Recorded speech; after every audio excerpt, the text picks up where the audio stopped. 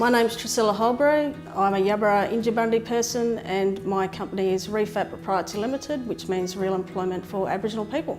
We look after job seekers, so anyone that's registered with Centrelink, they get referred to us and then we create activities, we help them with interviews, resumes. So we're continuously working with employers across the Pilbara to encourage them to take on job seekers. If they're not snapping them up, we're constantly snapping up the job seekers and employing them ourselves. Being a woman, being Aboriginal, was one of my barriers. Even when I started out, especially in the mining services, sometimes it was safer if you could get away with it to say you weren't Aboriginal because you had a better chance at getting a start and getting a job. 7 years ago, if you told me this is where we're going to be, we're a multi-award winning business and it's all just been because we just wanted to do something that's right. Well, I was actually employed working for a mining company, but I did actually see that there wasn't enough Aboriginal people being employed. And being at the height in the boom 7 years ago, I saw a need. So I took a chance and I left the company I was working for and I started REFAP. Kelly's my partner as well as the director. And so Kelly looks after pretty much the whole of the team. We've never bit off more than we can chew.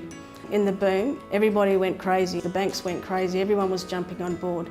And myself and Kelly, we sat back and said, well, hang on a sec here. Everything that goes up must come down. We're actually going to take on what we can handle and we're going to learn and grow the business as per our capacity. There's no point having sometimes short-term contracts if we don't have longevity and then people are left unemployed again. So we really strive for what's needed in the community.